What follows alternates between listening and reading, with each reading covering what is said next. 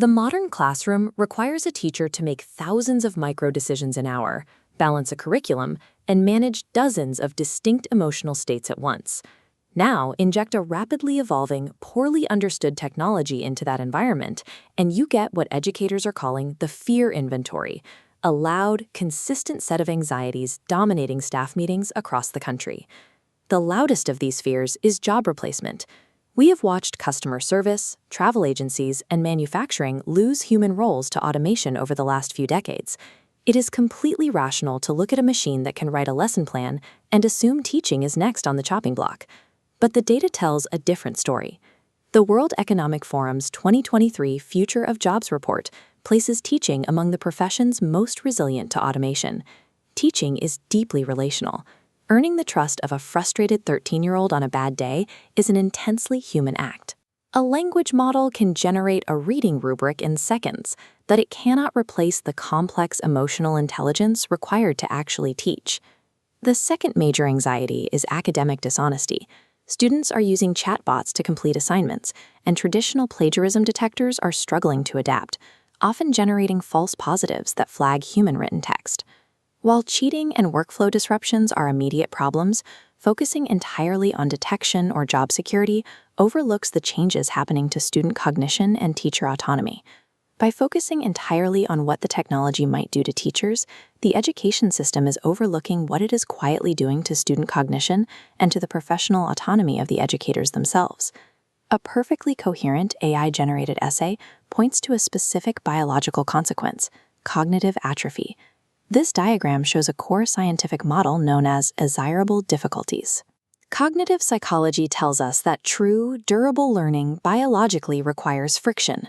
The mental struggle of pulling information from memory, mixing different problem types, and generating an answer creates the necessary resistance for a concept to anchor in the brain. Generative AI offers a perfect bypass to that resistance.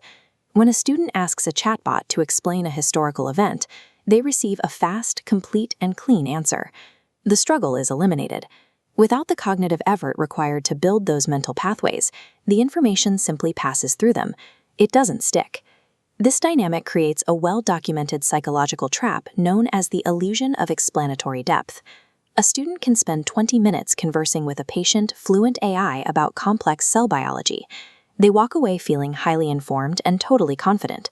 But ask them to apply that knowledge to a new scenario without a device in their hand, and they start from zero. Constant reliance on these tools erodes the biological capacity for effortful thinking. The short-term convenience of a finished assignment replaces the deep processing required for actual mastery. While cognitive erosion happens quietly at a desk, a secondary crisis plays out above the classroom. The foundational rules governing this technology are being permanently set right now. The initial administrative response was pure panic.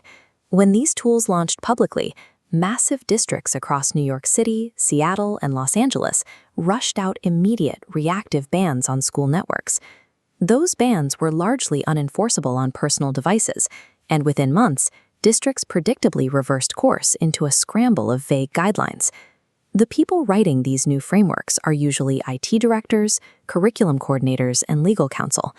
They are attempting to navigate complex vendor contracts and 1970s data privacy laws like FERPA. Classroom teachers, the ones who actually understand daily student behavior and pedagogical tension, are missing entirely. As administrators mandate new software from the top down, the educators expected to implement it are starved of support. Surveys reveal over 70% of teachers receive absolutely zero formal training on AI tools. The ones who do are often given a single half-day session, leaving them to figure out massive structural changes alone. This combination of chaotic top-down policy and a total lack of structured professional development quietly strips teachers of their agency. It also heavily penalizes lower-income districts with fewer resources, leaving those teachers and students to fall significantly behind. The timeline for these compounding failures is measured in decades.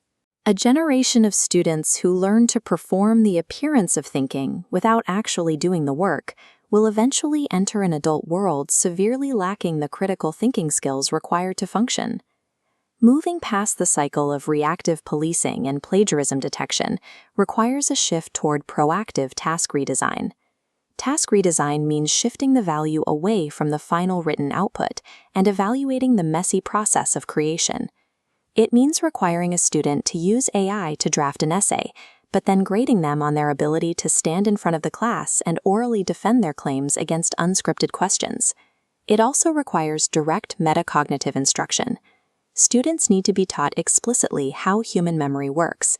If they understand that biological struggle is exactly what creates retention, they are far more likely to engage in the friction of learning rather than blindly outsourcing it. Above the classroom level, educators must stop waiting for a district to eventually provide training. The window to establish control is closing. Teachers have to demand a seat at the policy table to evaluate vendors, review data processing agreements, and write the acceptable use guidelines that will dictate their future. A machine is completely incapable of replicating the human trust and professional judgment required to educate a child.